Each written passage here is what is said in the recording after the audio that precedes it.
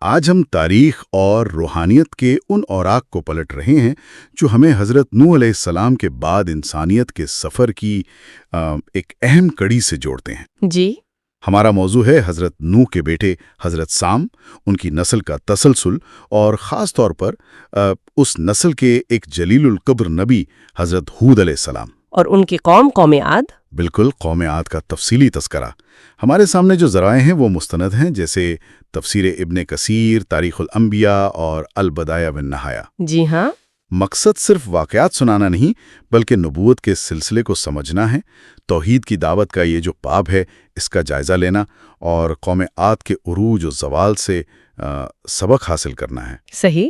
تو آئیے اس سلسلے کا گہرائی سے جائزہ لیتے ہیں۔ بالکل، اور دیکھیے حضرت سام کی نسل کا ذکر اس لیے بھی بہت اہم ہے کیونکہ اسلامی روایات میں آتا ہے کہ نبوت کا سلسلہ بڑی حد تک انہی کی اولاد میں آگے بڑھا۔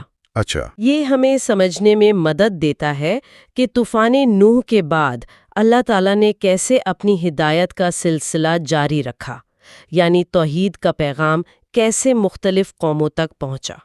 تو گویا حضرت سام کی نسل اس پیغام کی آمین ٹھہری۔ جی، آپ کہہ سکتی ہیں، ایک مرکزی حیثیت ہے ان کی۔ تو آئیے اس شجرہ نسب پر ایک نظر ڈالیں جو اسلامی روایات میں ملتا ہے۔ حضرت نوح علیہ السلام کے بیٹے سام، ان کے بعد ان کے بیٹے ارفخشد کا نام آتا ہے۔ جی، ارفخشد، اور ان کے بیٹے شالح، پھر شالح کے بیٹے عابر یا ایبر۔ عابر، ان کے بارے میں کچھ دلچسپ بات بھی ہے شاید۔ ہاں، یہ دلچسپ ہے کہ کچھ روایات کہتی ہیں کہ ان کے زمانے میں زبانوں میں فرق آنا شروع ہوا، اور یہ جو لفظ عبرانی ہے، ہیبرو، وہ انہی کے نام سے نکلا ہے۔ اچھا، یعنی کہ لسانی تاریخ کا بھی ایک اہم موڑ ہو سکتا ہے۔ بالکل۔ عابر کے بعد ان کے بیٹے فالج کا ذکر ہے۔ فالج؟ جی۔ اس نام کا کیا مطلب؟ کہا جاتا ہے کہ اس کا مطلب ہی تقسیم ہے، کیونکہ ان کے زمانے میں زمین یا شاید آبادی تقسیم ہوئی۔ تو یہ قبائلی یا جغرافیائی تقسیم کی طرف اشارہ ہو سکتا ہے۔ بالکل ممکن ہے۔ اس کے بعد رو، پھر ساروغ، پھر ناہور، اور پھر تارہ۔ تارہ، یہ نام تو حضرت ابراہیم کے والد کے طور پر بھی آتا ہے قرآن میں آزر کے نام سے۔ جی ہاں، قرآن میں آزر کا ذکر ہے، تو یہ شجرہ ہمیں سیدھا حضرت ابراہیم علیہ السلام تک لے آتا ہے۔ اور یہ سلسلہ کتنا بابرکت ہے، مطلب اسی نسل سے پھر آگے حضرت ہود، حضرت صالح۔ جی، اور پھر خلیل اللہ حضرت ابراہیم خود، ان کے بھتیجے حضرت لوط علیہ السلام، پھر حضرت اسماعیل اور حضرت اسحاق، اور ان سے آگے بنی اسرائیل کے انبیاء کا وہ طویل سلسلہ، اور پھر آخر میں بنی اسماعیل سے خاتم النبیین حضرت محمد مصطفیٰ صلی اللہ علیہ وسلم۔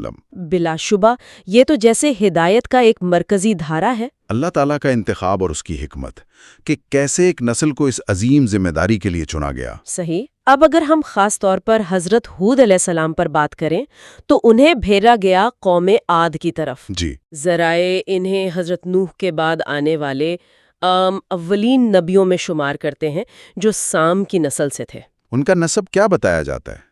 عام طور پر یہ ملتا ہے: ہود بن شالخ بن ارفخشد بن سام بن نوح علیہ السلام۔ یعنی طوفان نوح کے کچھ عرصے بعد ہی ان کی بعثت ہوئی۔ ایسا ہی لگتا ہے۔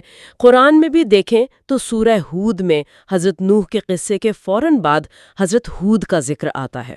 ہاں، یہ ترتیب بھی اس طرف اشارہ کرتی ہے۔ جی، اگرچہ قرآن میں براہ راست سام، حام یا یافز کے ناموں کی وہ تفصیل نہیں ہے، لیکن اسلامی تاریخ اور تفاسیر ان نسلوں کے پھیلاؤ کا نقشہ ضرور کھینچتی ہیں۔ تو حضرت ہود کا قصہ اس نقشے میں ایک اہم سنگ میل ہے۔ بالکل۔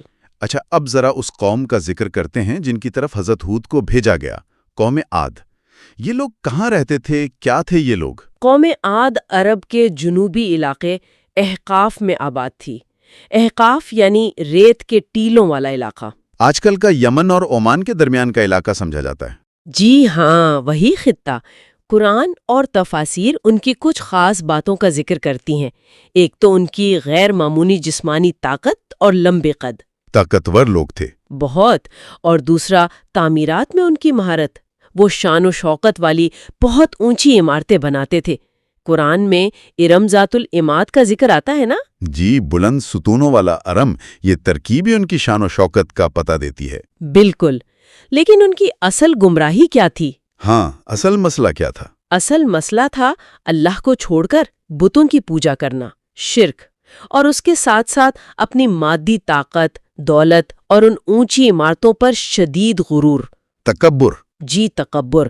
انہیں لگتا تھا کہ بس دنیا میں ان سے طاقتور کوئی نہیں اور کوئی آفت ان کا کچھ بگاڑ ہی نہیں سکتی۔ یہ سوچ تو خطرناک ہے۔ یہی تکبر ان کی تباہی کا سبب بنا۔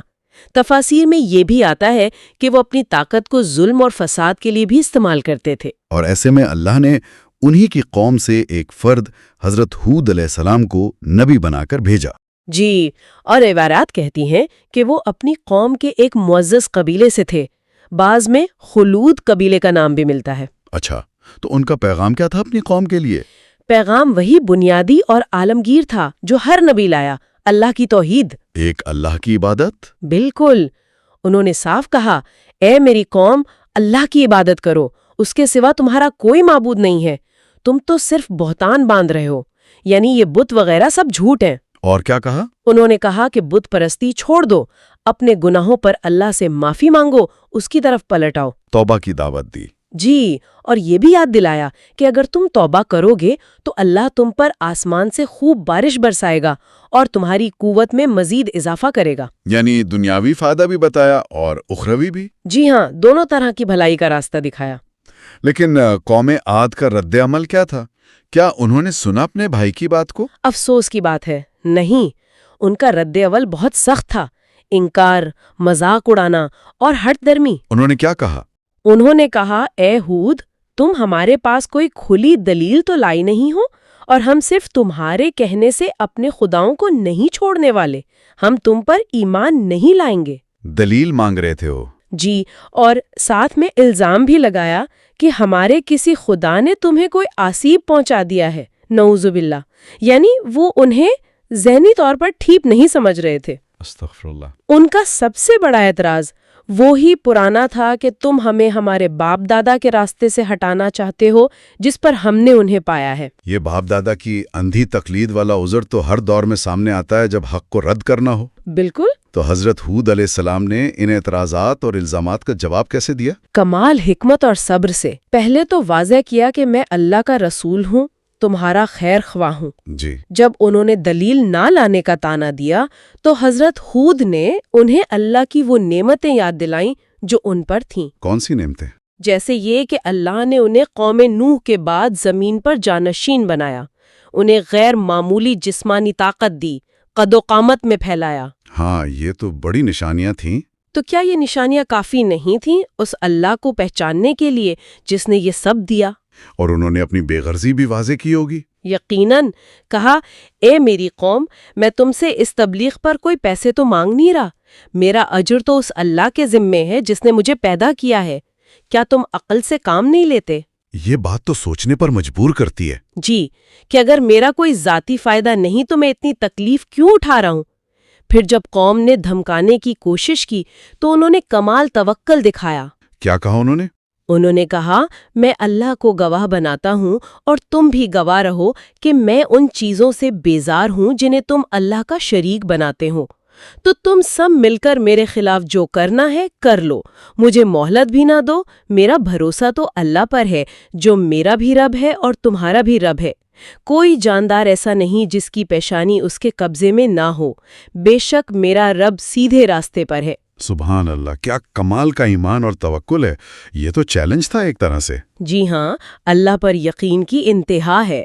لیکن قوم نے پھر بھی بات نہیں مانی، وہ انہیں جھوٹا اور نعوذ باللہ بے وقوف کہتے رہے۔ جی، اور اپنے کفر اور تکبر پر قائم رہے۔ وہ اپنی طاقت کے نشے میں اتنے مست تھے کہ انہوں نے عذاب کو بھی چیلنج کر دیا۔ عذاب مانگ لیا؟ ہاں، کہا، کیا تم ہمارے پاس اس لیے آئے ہو کہ ہم اکیلے اللہ کی پوجا کریں اور انہیں چھوڑ دیں جنہیں ہمارے باپ دادا پوجتے تھے؟ اچھا، اگر تم سچے ہو تو لے آؤ وہ عذاب جس سے ہمیں ڈراتے ہو۔ یہ تو سرکشی کی حد ہو گئی۔ بالکل۔ اور جب حجت تمام ہو گئی تو پھر اللہ کا فیصلہ آ گیا۔ عذاب کس شکل میں آیا؟ ذرائع بتاتے ہیں کہ پہلے ایک طرح کی وارننگ آئی، قحط سالی۔ بارشیں رک گئیں؟ جی، بارشیں رک گئیں، زمین بنجر ہونے لگی۔ یہ ایک تنبیہ تھی، ایک مہلت تھی کہ شاید اب بھی باز آ جائیں۔ حضرت ہود نے پھر سمجھایا ہوگا۔ جی، اس موقع پر بھی انہوں نے توبہ کی تلقین کی کہ توبہ کرو، اللہ بارش دے گا، تمہاری قوت بڑھائے گا، مگر وہ قوم ٹس سے مس نہ ہوئی۔ اور پھر وہ حتمی عذاب آیا۔ جی، پھر وہ ہولناک عذاب آیا جس کا قرآن نے بڑی تفصیل سے ذکر کیا ہے۔ ایک شدید، تیز اور ٹھنڈی آندھی، ریخن سرسرن آتیہ۔ سرسر یعنی شور مچاتی ہوئی، شدید۔ جی، اور یہ کوئی معمولی ہوا نہیں تھی۔ قرآن بتاتا ہے کہ یہ 7 راتیں اور 8 دن لگاتار چلتی رہی۔ 7 راتیں اور 8 دن مسلسل۔ جی، مسلسل۔ تصور کریں، ایک ہفتے سے زیادہ تباکن طوفانی ہوا۔ ناقابل تصور ہے۔ اس ہوا نے کیا کیا پھر؟ اس نے ہر چیز کو تہس نہس کر دیا۔ وہ جو طاقتور اور لمبے قد والے لوگ تھے نا، انہیں ایسے اٹھا کر پٹکا جیسے وہ کھجور کے کھوکھلے تنے ہوں۔ اللہ اکبر۔ ان کی وہ مضبوط اونچی عمارتیں جن پر انہیں بڑا ناز تھا، وہ ریت کے ذروں کی طرح اڑا دیں۔ قرآن کہتا ہے کہ وہ ہوا جس چیز پر سے گزرتی اسے بوسیدہ ہڈی کی طرح ریزہ ریزہ کر دیتی۔ یعنی کچھ نہیں بچا۔ ان کی طاقت، ان کا غرور، ان کی وہ تہذیب، سب کچھ ملیاں میٹ ہو گیا۔ ایک پوری مغرور قوم کا نام و نشان مٹ گیا۔ لیکن حضرت ہود علیہ السلام اور جو لوگ ان پر ایمان لائے تھے، ان کا کیا بنا؟ اللہ نے اپنی رحمت سے حضرت ہود علیہ السلام اور ان پر ایمان لانے والے جو مٹھی بھر لوگ تھے، انہیں اس عذاب سے محفوظ رکھا۔ الحمدللہ۔ جی، قرآن میں اس کا ذکر ہے۔ روایات کہتی ہیں کہ عذاب سے پہلے انہیں وہاں سے نکل جانے کا حکم ہوا اور وہ حضرہ موت کے علاقے میں جا کر آباد ہو گئے۔ حضرہ موت جو آج کل یمن کا حصہ ہے۔ جی ہاں، وہیں حضرت ہود کی قبر مبارک بھی بتائی جاتی ہے۔ اس پورے واقعے میں غور کرنے کے لیے بہت سے پہلو ہیں۔ سب سے بڑا سبق تو شاید تکبر کا انجام ہی ہے۔ یقیناً قوم عاد کی کہانی تکبر اور غرور کے ہولناک انجام کی ایک لازوال مثال ہے۔ چاہے وہ طاقت کا غرور ہو، دولت کا، یا اپنی تہذیبی برتری کا گھمنڈ، اللہ کے مقابلے میں یہ سب چیزیں بے حیثیت ہیں۔ صحیح۔ اور دوسرا اہم سبق توحید کی اہمیت اور شرک کی تباہی ہے۔ بالکل۔ نجات کا راستہ صرف ایک اللہ کو ماننے میں ہے، اسی کے حکم پر چلنے میں ہے۔ اور یہ بھی کہ اللہ کی نعمتوں کی قدر نہ کی جائے تو وہ چھن جاتی ہیں۔ انہیں اتنی قوت ملی، وسائل ملے، لیکن شکر کے بجائے کفر کیا، سرکشی کی، تو سب کچھ گنوا بیٹھے۔ ایسا ہی ہے۔ یہ قصہ ہمیں اللہ کی سنت یعنی اس کے قانون سے بھی واقف کراتا ہے کہ وہ مہلت دیتا ہے، رسول بھیج کر بات پوری کرتا ہے، لیکن جب قومیں مسلسل انکار پر اڑی رہیں تو پھر اللہ کا عذاب آ کر رہتا ہے۔ یہ قرآن کا ایک مرکزی پیغام ہے جو بار بار دہرایا گیا ہے۔ جی، اور حضرت ہود کی ثابت قدمی، ان کا صبر، اللہ پر ان کا کامل بھروسہ، یہ بھی ہمارے لیے ایک مثال ہے۔ تو آج ہم نے حضرت سام کی نسل کے اس مبارک سلسلے کا جائزہ لیا، اور خاص طور پر حضرت ہود علیہ السلام کی دعوت، قوم عاد کا وہ تکبر اور انکار، اور پھر ان کا عبرتناک انجام، اس پر تفصیل سے بات کی۔ جی، یہ واقعات صرف تاریخی قصے نہیں، بلکہ آنے والی نسلوں کے لیے ہدایت اور عبرت کا سامان ہیں۔ بالکل۔ اور آخر میں ایک نقطہ چھوڑتے ہیں سوچنے کے لیے۔ قرآن قوم عاد کی جن بلند و بالا ستونوں والی عمارتوں ارم ذات العماد کا ذکر کرتا ہے، وہ ان کی انجینئرنگ کی مہارت، ان کی مادی ترقی کا ثبوت تھیں۔ جی ہاں، وہ ایک ترقی یافتہ تہذیب تھی۔ بلا شبہ۔ لیکن آج ان کی پہچان کیا ہے؟ صرف ان کی تباہی اور اللہ کے نافرمانی۔ یہ تضاد بہت گہرا ہے۔ تو یہ تضاد ہمیں کیا سکھاتا ہے؟ کیا کسی تہذیب کی عظمت کا پیمانہ صرف اس کی مادی ترقی ہے، فلک بوس عمارتیں ہیں، ظاہری شان و شوکت ہے، یا حقیقی اور پائیدار عظمت کا معیار کچھ اور ہے؟ جیسے کردار، ایمان، اللہ کے ساتھ تعلق؟ بالکل۔ یہ سوال ہر دور کی تہذیبوں کے لیے اہم ہے۔